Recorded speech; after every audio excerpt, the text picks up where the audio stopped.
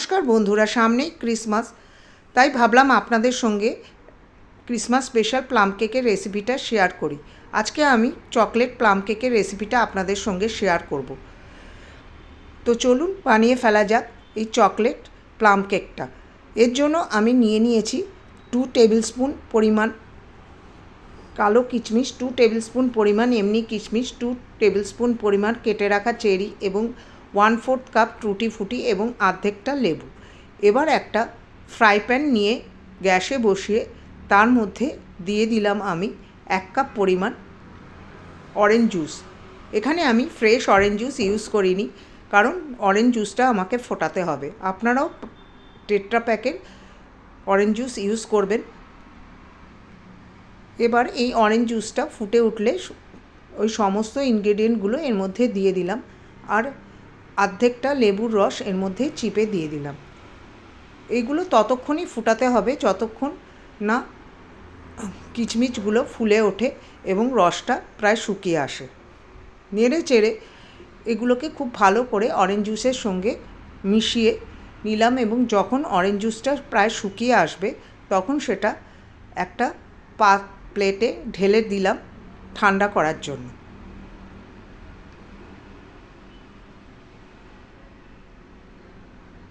এবার একটা জায়গায় আমি নিয়ে নিলাম 1/2 কাপ মতো পাউডার সুগার এবং 2 টেবিল স্পুন পাউডার সুগার। এমনি সুগারকে আমি মিক্সার গ্রাইন্ডারে পিষে পাউডার সুগার তৈরি করেছি। এবার তার মধ্যে দিয়ে দিলাম 1/3 কাপ পরিমাণ দই এবং 1/4 কাপ পরিমাণ তেল। এখানে আমি কোনো গন্ধওয়ালা তেল ইউজ করিনি, আপনারা চাইলে এখানে বাটার বা ঘিয়েরও ইউজ করতে পারেন। আর দিয়ে দিলাম 1 টিস্পুন ভ্যানিলা এসেন্স। এবার কেক মোল্ডটা তৈরি করে নিলাম, তার নিচে আমি পেতে নিলাম একটা বাটার পেপার। এখানে আমি 6 ইঞ্চির কেক মোল্ড ইউজ করেছি। এবার বাটার পেপারের ওপর সামান্য তেল দিয়ে এটাকে গ্রিস করে নিলাম এবং চারিদিকটাও গ্রিস করে নিলাম তেল দিয়ে। এবার একটা বাটার পেপার চারিদিকে জড়িয়ে নিলাম। তারপরে আমি একটা ছাঁকনির মধ্যে নিয়ে নিলাম 1 কাপ পরিমাণ ময়দা, 2 টেবিল স্পুন পরিমাণ কোকো পাউডার, 2 টেবিল স্পুন পরিমাণ মিল্ক পাউডার, 1 চুটকি নুন। এই নুনটা দিলে কেকের টেস্টটা অনেকটা এনহ্যান্স করে। দিয়ে দিলাম 1 টিস্পুন দারচিনি পাউডার এবং 1/2 টিস্পুন শুকনো আদার গুঁড়ো। আর দিয়ে দিলাম 1 টিস্পুন পরিমাণ বেকিং পাউডার এবং 1/4 টিস্পুন বেকিং সোডা। সবগুলো একসঙ্গে ভালো করে মিশিয়ে এটাকে ছেঁকে নিলাম। তারপরে একটা হ্যান্ড উইক্সের সাহায্যে ড্রাই এবং ওয়েট ইনগ্রিডিয়েন্টগুলো একসঙ্গে মিশিয়ে নিলাম। এই সময় হ্যান্ড উইস্পারটা একই দিকে চালাতে হবে। এবার ওর মধ্যে দিয়ে দিলাম চেরি এবং কিশমিশগুলো, আর দিয়ে দিলাম 1/4 কাপ কেটে রাখা ড্রাই ফ্রুটস। এখানে আমি কাজু এবং অ্যালমন্ড ইউজ করেছি, আপনারা আপনাদের পছন্দ মতো ইউজ করতে পারেন ড্রাই ফ্রুটস। আর কিছুটা আমি বাঁচিয়ে রেখে দিলাম কেক ডেকোরেশনের জন্য। এবার হ্যান্ড উইক্সটা সরিয়ে স্প্যাচুলার সাহায্যে কাট অ্যান্ড ফোল্ড করে এটাকে মিশিয়ে দিলাম, আর পরিমাণ মতো একটু দুধ দিয়ে সেটাকে রিবন লাইক কনসিস্টেন্সি তৈরি করলাম। দুধটা আপনারা আন্দাজ করে দেবেন কেকের ঘনত্ব অনুযায়ী। এবার পুরো মিশ্রণটা আমি কেক মোল্ডে ঢেলে দিলাম, সামান্য ট্যাপ করে নিলাম আর ওপর দিকে ছড়িয়ে দিলাম সেই কাজু কিশমিশগুলো, আর উপর দিয়ে ড্রাই ফ্রুটস দিয়ে সুন্দর করে সাজিয়ে দিলাম। রেসিপিটা যদি ভালো লাগে চ্যানেলটা সাবস্ক্রাইব অতি অবশ্যই করবেন প্লিজ, এই অনুরোধটা আপনারা রাখবেন। ওপর দিয়ে সুন্দর মতো করে আমি সাজিয়ে দিলাম কাজু এবং অ্যালমন্ড। এবার একটা প্রিহিটেড ওভেনের মধ্যে আমি এই কেক টিনটা দিয়ে দেব।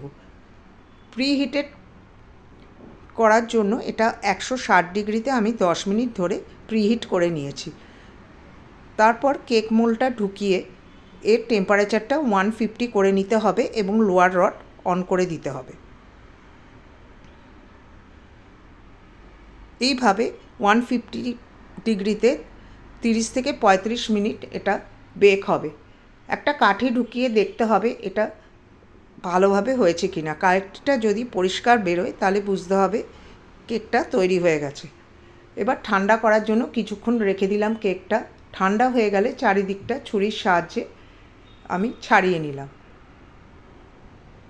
এবার একটা প্লেটের ওপর ট্যাপ করে কেকটাকে বের করে নিলাম এবং সুন্দর করে নিচের যে বাটার পেপারটা ছিল সেটা ছাড়িয়ে নিলাম। চারিদিকেও যে বাটার পেপারটা ছিল সেটাও আমি হাতের সাহায্যে ছাড়িয়ে নিলাম।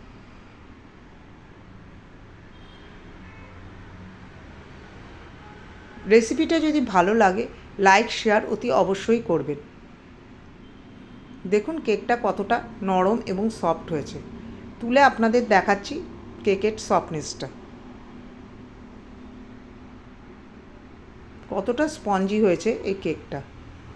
এবার কেটেও দেখাচ্ছি। দেখুন ছুরিটা কত অনায়াসে কেকের মধ্যে ঢুকে যাবে।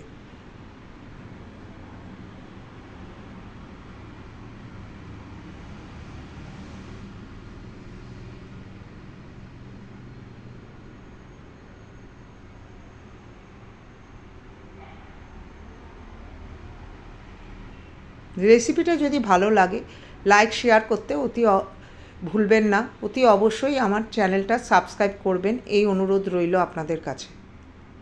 দেখুন আপনাদের টিপে দেখাচ্ছি কেকটা কতটা সফট। দেখা হবে পরের রেসিপিতে। ততক্ষণ আপনারা ভালো থাকবেন।